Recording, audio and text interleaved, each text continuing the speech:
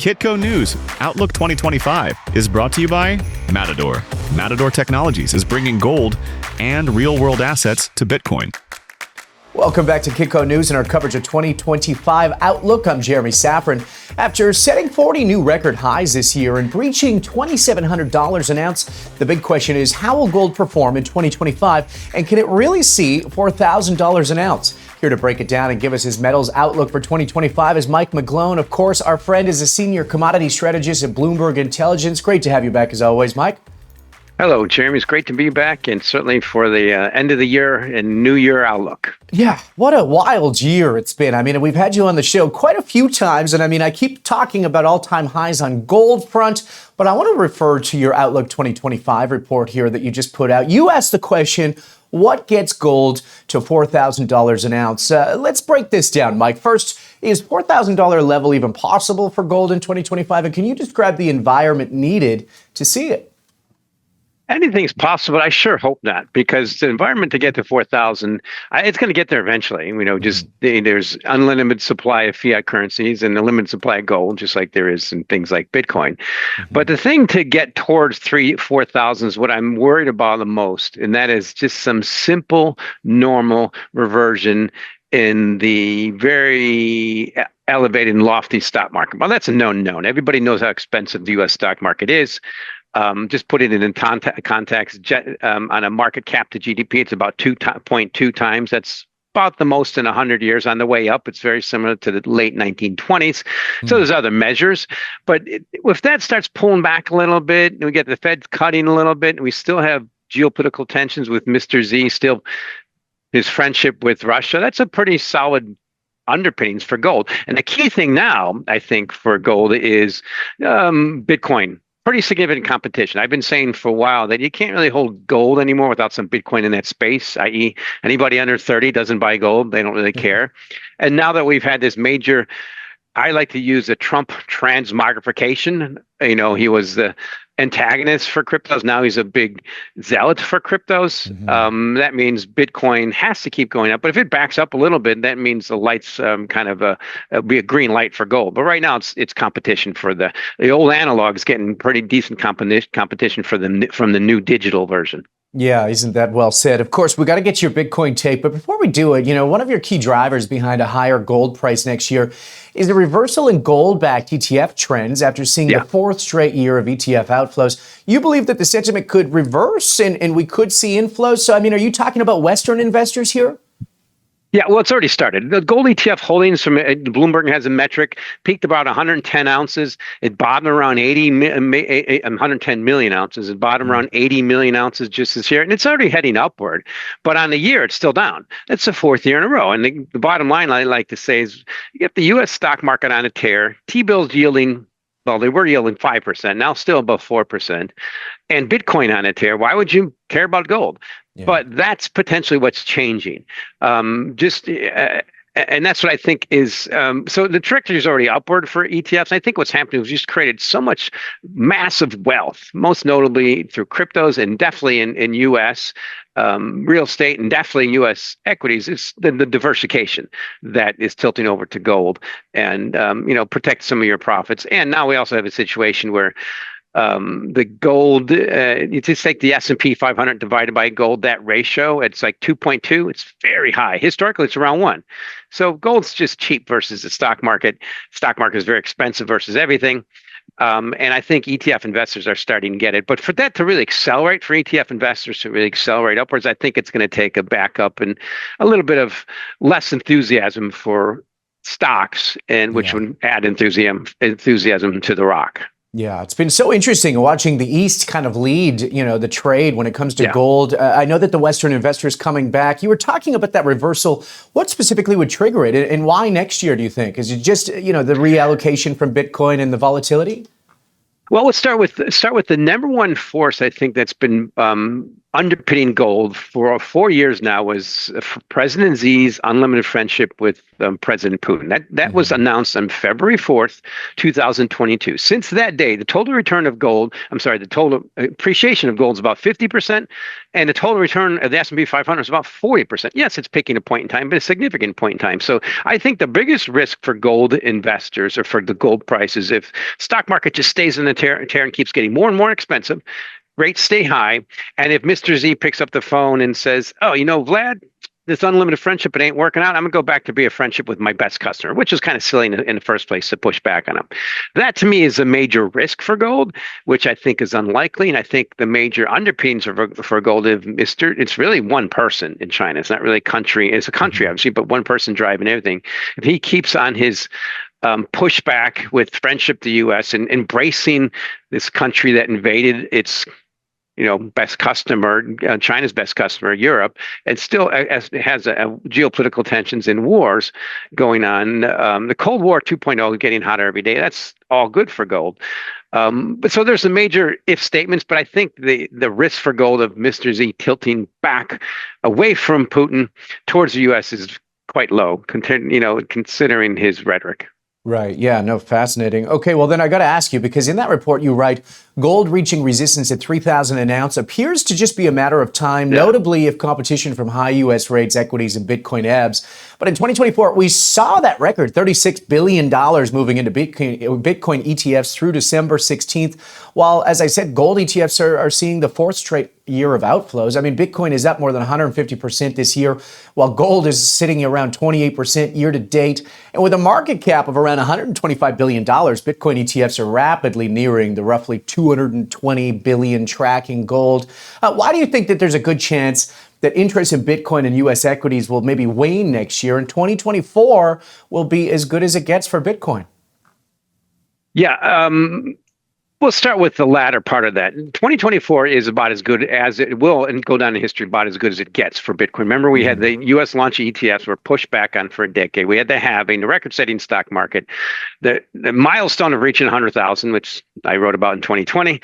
And then the most significant of them all is the Trump transmogrification to being a Bitcoin zealot. So not going to get any better. Now it's all about, okay, well, there's the hope of a strategic Bitcoin reserves and more buyers and limited supply. We got all that. But we had some milestones that kicked in for this year. The bottom line, I think, to note for 2024 is you mentioned 28% for gold. That's about the exact total return of the S&P 500. What's much more risky? And the thing, a number I want our listeners to remember is $13 trillion. That was the amount of market capitalization of the U.S. stock market that increased in 2024. That's almost 50% of GDP. It's the most in history. Massive wealth creation, massive wealth effect. To expect inflation to go down in that environment, to really go down, it's just silly. Yet we have the Fed easing. So we're hitting some pretty significant milestones. Unlimited, unstoppable U.S. debt to GDP. Stock market taking off, and gold still keeping up with the stock market. So I think for next year, it'd be wonderful if the stock market, say, just adds another 10%. And 10% for gold is not a big deal. But the risk is if it drops 10%. So the key significant, I think, right now for gold, the significance is it's getting major competition from stock market, interest rates, and this Bitcoin on a tear. And so to tilt backwards, when I wrote my outlook for the beginning of this year, I said the commodity market has an inordinate burden to not go down. It needs the stock market, U.S. stock market has an inordinate burden, has to go up. And it did, yet most commodities actually went down, except gold. So look at it this way. Now that we've appreciated this much, the plateau is so high for U.S. equities, just what happens if we have a little back and fill? Now, of course, there's no way it can happen with our new president. I'm being facetious. Yeah. But to me, that's where we stand. And the point I want to make is now, after the world changed on November 5th, now that inordinate burden go up, I think is tilted towards Bitcoin. Bitcoin now is the world's most significant 24/7 traded leading indicator. And if it does not, say if it goes down, that to me is an indication that all risk assets are going down, particularly U.S. stock market. So to me, unfortunately, but after what happened, and after we have a president who just keeps talking, he wants $150,000 in Bitcoin. I'm pretty sure he said that, and his son, Eric, was looking for even higher prices. This is a complete different and complete juxtaposition from Trump 1.0. Yeah, yeah, and I mean that the opportunities have changed too. I mean, you just look at Besant going in. You look at the Yeah. SEC. What if U.S. I know Cynthia Loomis is obviously talking about this, the senator out of Wyoming. But what if the U.S. gets its Bitcoin strategic reserve, or other countries will start to officially, stockpile Bitcoin? I mean, is that going to happen here? Well, exactly. That's what the bulls are telling me. It sounds very similar to a lot of things I heard in 2017 when I just point out the market was just silly Yeah, expensive. yeah, So those are significant if statements. They seem somewhat illogical to go into further deficit spending to buy this highly speculative digital asset. So the point I want to make is I still, in the big picture, completely agree with the technology and how it's revolutionizing finance and markets. And the bottom line for Bitcoin, there's definable diminishing supply and increasing demand and adoption. So over time, price must go up, but certain times prices get too low, which it did below 50 just in August, and they get too high, which I think it's getting there now. But the bottom line for entire crypto space is it's unlimited supply. I used to yeah. say there's Bitcoin, Ethereum, and 10,000 wannabes. Now it's Bitcoin, Ethereum, and 2.6 million wannabes.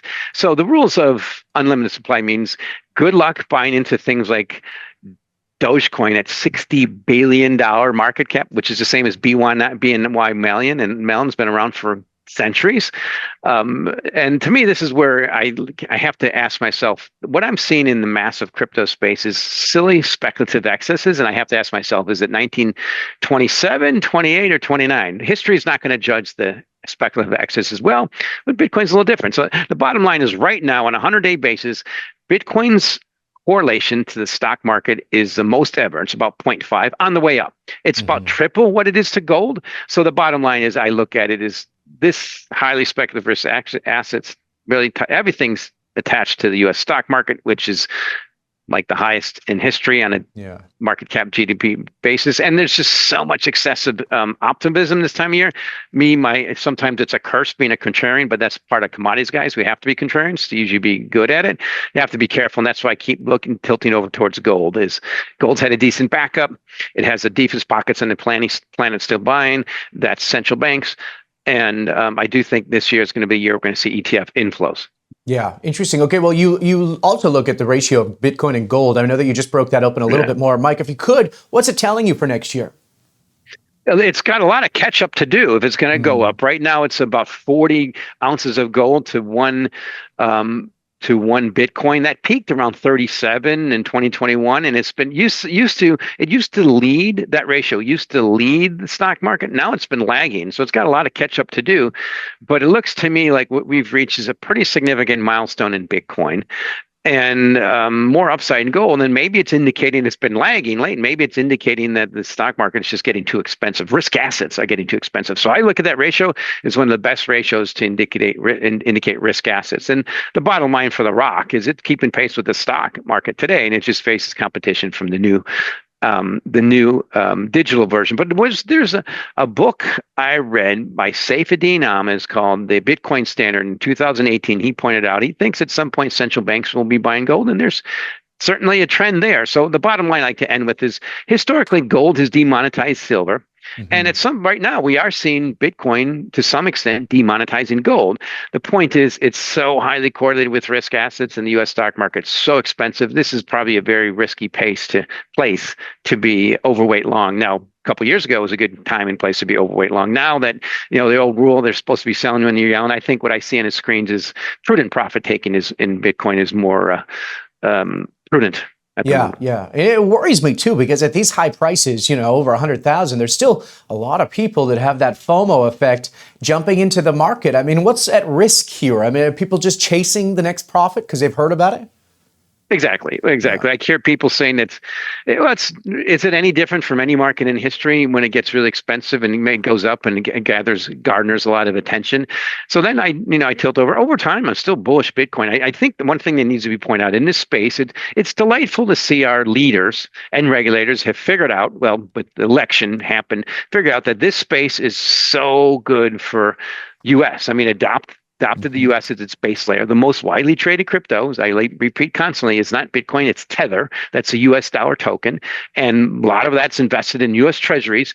So it was kind of silly for the Trump administration 1.0 to push back on it, and they figured it out. And then I guess that was the inflection point. But now it's about going forward. Is I like to point out from a broad crypto standpoint. Now we launched the Bloomberg Galaxy Crypto Index in 2018 to eventually be tracked by ETFs. But it has Bitcoin, Ethereum, and then it has about 10 other cryptos in there. That has a survivor bias in an index like that. But if you look at the broad crypto market, there's unlimited supply. That is not good for prices over time. Yeah. Just on the Bitcoin front, before we move on here, I mean, is 100,000 kind of the top here? What's your outlook into next year? Well, I think it's top-ish. The bottom line for me is we have to see the test. And we haven't had the test. Let's just say we haven't had a 10% correction in the S&P 500 since in all of last year, but not since Q4 2023. So I think here's a prediction. We will see a 10% correction in the stock market, maybe in Q1. My colleague, Gina Martin-Adams, who's our equity strategist, points out that we have pretty excessive optimism for earnings. And we also just look at what's going to happen with Trump coming in right away. I think he's going to bang hard on tariffs, bang hard in getting the pain over right away before the midterms, and so he can focus on his legacy 4 years from now. Midterms are 2 years from now. If he doesn't, it's going to happen later. I mean, always have corrections. We haven't had one in so long. There's so much excessive bullishness, so much animal spirits. That's when you just have to be careful. But that to me is a key thing to think about for next year is there too much optimism for this new leadership in the U.S. as unemployment starts ticking higher, the Fed starting cuts rates for a while, the yield curve starts disinverting, and the bottom line for me, Jeremy, is the rest of the world significantly tilting towards recession. We don't have to talk about Canada too much. Let's talk about Europe. Look at Germany, definitely a problem. And China, number one is China. I like to mention when people talk to me about U.S. Treasury yields, which are very high relatively. 4.38 is a U.S. 10-year note yield, Treasury yield on December 17th as record. And it's the same 10-year note yield in China is 1.73. It's a new low. Significantly deflationary forces in China. And I look at China as it's a combination of what happened in Japan and the Soviet Union about 30 years ago. It's just a significant deflating economy that's probably going to get worse. And you should expect more stimulus every day because it's the cat chasing the mouse now. Yeah. Well, somebody's got to keep it all up. Okay, well, then let's recap your macro outlook for next year. And what is your low and high price scenarios for gold, let's say to the end of next year here, Mike? Good support around 2,400, good resistance around 3,000. I'm really worried if it gets above 3,000, what that means for the macro. And it's just a matter of time, and it's getting there. Staying below 2,400 would probably be a good sign for the stock market, probably a good sign for global détente, and good sign. But I view that as decent support and then very good resistance about 3,000. The word I'm worried about, if it starts ticking above 3,000 for good reason, i.e., sustained geopolitical tensions, Cold War 2.0 getting hotter, and U.S. stock market tilting downward, that's when it gets quite exciting. And I think we're going to see inklings of that. I want to go back to a little bit because one of your recent reports you wrote, and I quote, "Never has the U.S. stock market's capitalization been greater versus GDP, with gold relatively lower in our database since 1947. I think it's an important one for the viewers. I mean, expand on how significant this is. Yeah, so I can go back to 1920s on that, and that's the last time we had a similar extreme in the stock market on this measure. Now, people tell you it's different this time. Like, okay, good luck. We'll see how history views that. But the bottom line is, as market cap in U.S. stock market's about $63 trillion. At the end of last year, it was $50 trillion. So great, we made $13 trillion of new income, new wealth in this country. And the GDP at the time was only 29. So it's almost 29. Now it's close to 30 trillion. It's almost 50% of GDP increase in 1 year. That's just never happened that much. So this is great, but does it get any better? But at the same time, it said the key thing I like to watch is that gold, the price of the S&P 500, or let's just say the price of gold divided by the S&P 500. It's basically like 0.4 of an ounce to equal the S&P 500. Typically, it's one historically going back 100 years.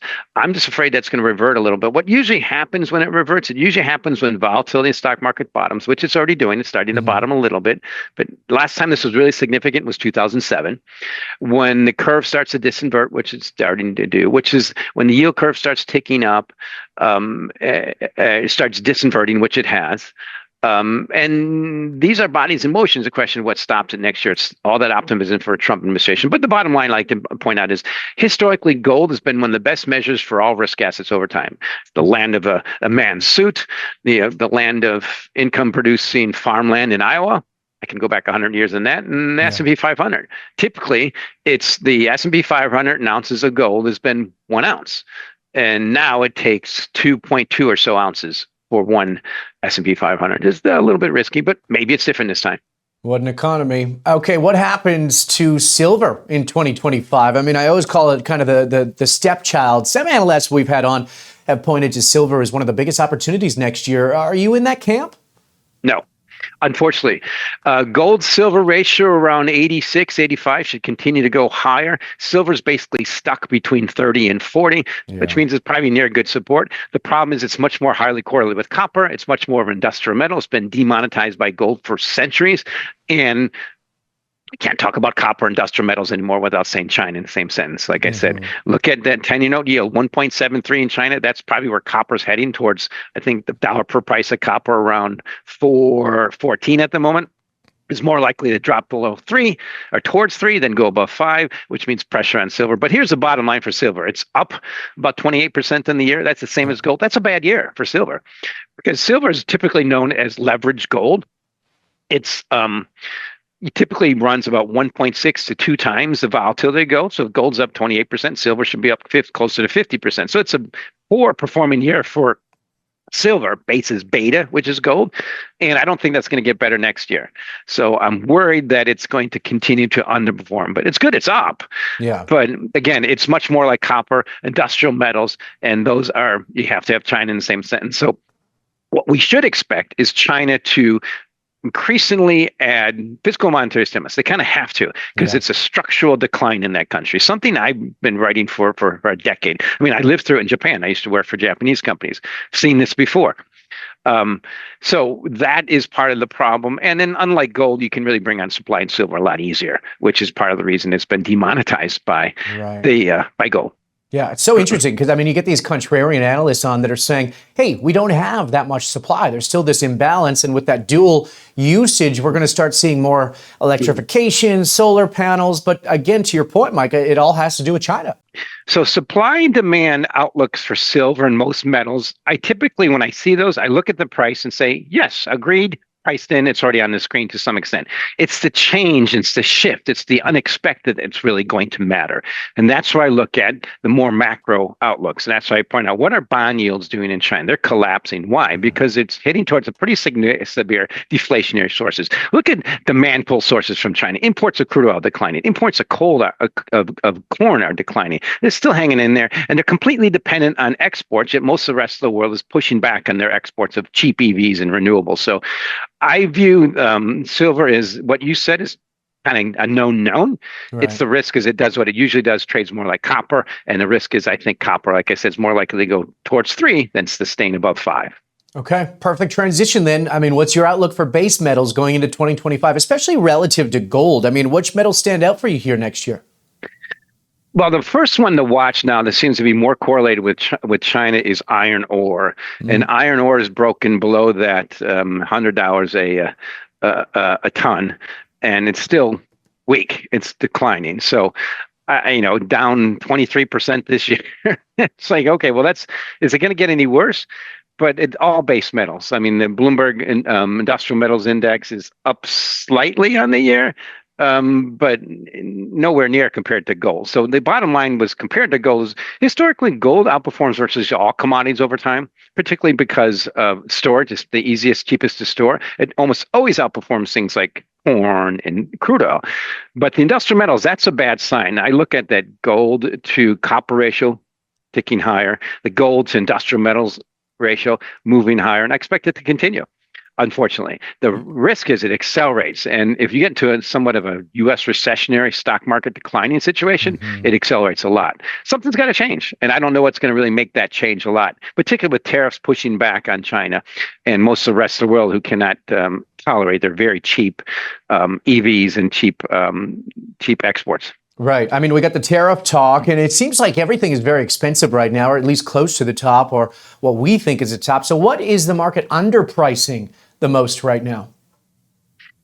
Well, that's a good question. I think the next big trade, the NBT, is U.S. Treasury long bonds.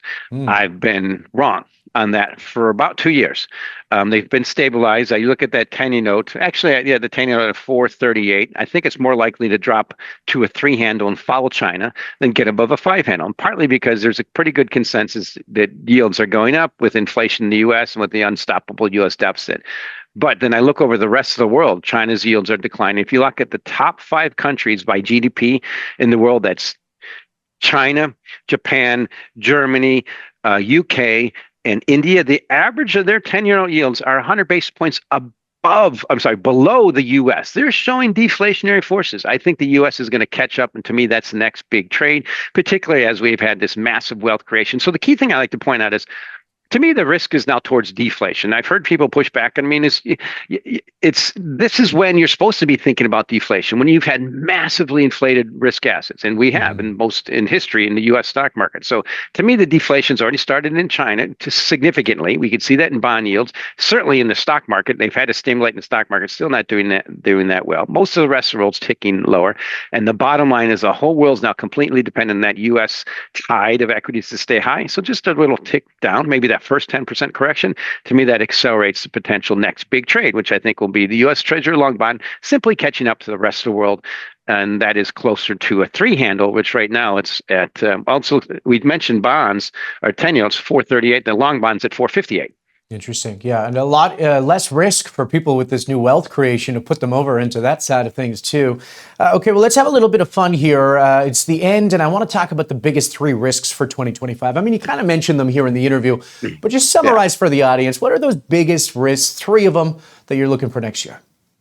The bottom line, top number 1 risk is a backup in the U.S. stock market. What's the catalyst to make that happen? Could be anything. Remember, we do have a Cold War 2.0 kicking and getting hotter every day. Maybe some kind of nuclear fallout. I don't know what it could be, but that's the number 1 risk. The point about it, Jeremy, that scares me the most is it's normal to have corrections in very expensive markets. The 1987 crash in the U.S. stock market ended up 2%. Most people don't remember it that way. It just got too expensive. Now we're just at that stage where markets are so stretched and so expensive that I like to use the example, as we mentioned, the $13 trillion of created wealth, that when you get this much above GDP and you're this high versus it's 25-year high versus the stock market and a multi-decade high versus gold and the highest ever versus the rest of the world stock markets, just a little reversion. That's the number 1 thing. And the bottom line is nowhere in anyone's outlooks. Everybody just assumes they're going to keep going up, and it's going to continue as it is. So that's the number 1 risk, I think, for all markets. It's that reversion. That's why I kind of point over to long bonds. I point to gold. And the key thing that might be a leading indicator for that is Bitcoin. Yeah. So let's look at the end of next year. Let's say if we're looking at gold above 3,000 and Bitcoin lower, that's a shock. No, it's not even priced in anybody's systems. Bitcoin must go up based on the rhetoric we're hearing from crypto bros and from our new second-time incumbent president. And the risk is normalization. That's what I like to point out is this is not odd. Mean reversion is normal. And when you get this stretched above most means, you have to be careful. So I like to, one key mean I've been watching for most of the year that's been stretched even more is take the S&P 500, divide by its 100-week moving average. It's been hovering about 25% above that level for a few months. The last time it got near that level was the big pump in 2021 to 22, biggest money pump in history. And then it dropped way below. And the time before that was the near the peak of the internet bubble. Now it can stay there, Now it can stay there for a while, but it always does. So here's the thing. I think at some point when we do get a chance to buy the S&P 500 by this 100-week moving average, most people aren't going to want to. Yeah. Not a lot of people putting in orders for the QQQ. Okay, at the end here, Mike, we're going to ask you 3 top commodity plays for 2025. And then let's have some fun and tell me your worst 3 commodity plays for 2025, because it'll be an interesting environment for commodities next year with all this. So the bottom line is, for when you think of crude oil and grains, the number 1 word is glut. We have an increasing supply, decreasing demand situation, which is completely reciprocal to the big pump in prices to the peak in 2022. So I think those prices are going to continue lower. I think WTI crude oil is more likely to get towards 40. Right now it's about 70, which is So the next $30 is more likely to be 40 than above 100. So to me, that's my base case. I've been saying it for 3 years. I've been wrong, admitted, but all the cycles are going that way now. And that's kind of what I'm a little bit worried about being a contrarian. I think copper is more likely to head towards 3 than 5. That's dollars per pound. Corn is more likely to sustain below 4 than above 5. And the bottom line is the biggest shock would be if I'm wrong and all those prices go up, because they're all oversupplied and heading that way. And I think gold is going to be the best performer. What shakes that up? I don't know. I think the biggest substantial shakeup, I think, that could really get commodities going again is Mr. Z caving and shifting the complete trajectory of the whole world. GMTFO of China, get me the heck out of China. Yeah. By calling up Donald and say, hey, can I come visit? I'm done with lead. I want to be your friend. We need a good export market. Let's work on this problem. Let's be friends. That to me would get the whole commodity, all risk assets going to it, certainly some of the commodities. But what we face now is those trajectories. So here's one thing I like to point out. In 2019, most commodities, the 200-day moving averages were heading lower. They got low, and then we had this historical aberration. Now they're heading downward again. Has the world changed that much so we're not going to go back to those deflationary forces? I don't think so. I think it's just going back to those deflationary forces. Okay, so no one's coming in to print money again and read the problem with some paper? Well, they will. So they're doing that in China. Debt to GDP in China, by some estimates, is running 300%. If you include the provinces, which are all the same. It's really one person now. And in the U.S., it's 120 and 130%. So that's going to come, I think. But here's one thing when people I like to say it's very akin to when people say, oh, the U.S. is going to collapse like Rome. But we have the lessons of Rome. We have the lessons. All humans now have the lessons of too much liquidity and inflation right in our rearview mirror. That's probably not going to happen again. But there's one key catalyst to print a lot of money, and that is you usually need risk assets to go down first. A good example is the best example in history was 1933 when the U.S. debased the currency versus gold was after the stock market dropped 90%. Okay, first iteration first. So that's probably not going to happen, I think, until we have risk assets decline and need to save the system. But there'll be warnings for the rest of history, like there was in Germany, most notably after World War II, to never do the Weimar Republic again. That too much liquidity was the bane. It was inflation, and that's what hurts the most people the most. It helps wealthy, but they don't vote as much as the people who voted for Trump. Yeah, it's been so fascinating too, Mike, just to watch this whole debasement trade this year. People jumping into Bitcoin and realizing that the fiat side of currency, whatever $20 bought you before at the store, it doesn't anymore. A little bit of a trend here. So there's a bit of a recently bias there. People are all worried about the inflation we just got. And I like to point out there's two key books that made me, many books, but one that I know that's notable is The Price of Time by Edward Chancellor, that anytime you get massive pumps in liquidity and risk assets, you always go towards deflation. Now we're doing that most notably in China. And The Price of Tomorrow by Jeff Booth, a great Canadian, pointing out the significant deflationary forces from rapidly advancing technology. I see that every day in the grains. We can produce more with less every day. I see it every day in petroleum. We produce more with less every day. By we, I mean most notably U.S. and Canada, crushing it in massive excesses of food and energy. Why? Because we're just harnessing energy with regulation, but there's going to be a little less of that. And that's where, obviously it's somewhat of a bid for copper because of technology and electrification. But it's that trend that we had before this aberration of the pandemic and the biggest money pump in history and Russia's invasion of Ukraine. We're going back to it, and potentially from a higher plateau and potentially more aggressively and accelerating. And unless you expect technology to go backwards, expect deflationary forces to accelerate. And the bottom line is U.S. stock market has to stay elevated. I think it's going to tilt lower. But I don't think we're going to see that money pumping and printing until after the stock market goes down, which to me means that's the next big trade, which means Treasury. So we'll see what happens. But for now, the bottom line is on a year where gold is outpacing, we have one of the best years ever for U.S. stock market, and the rock is beating stocks. That's not a good sign. In a year when the Federal Reserve is cutting rates and yields are going up, that's not a good sign.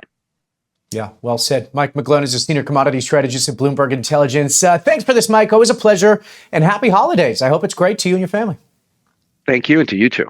Thanks, my friend. We'd also like to thank our Outlook 2025 sponsor, Matador Technologies. They're bringing gold and real-world assets to Bitcoin. You can find out more by going to matador.network. I'm Jeremy Savin. For all of us here at Kitco News, thank you for tuning in. Don't forget to hit the subscribe button. We'll see you next time. Kitco News Outlook 2025 is brought to you by Matador. Matador Technologies is bringing gold and real-world assets to Bitcoin.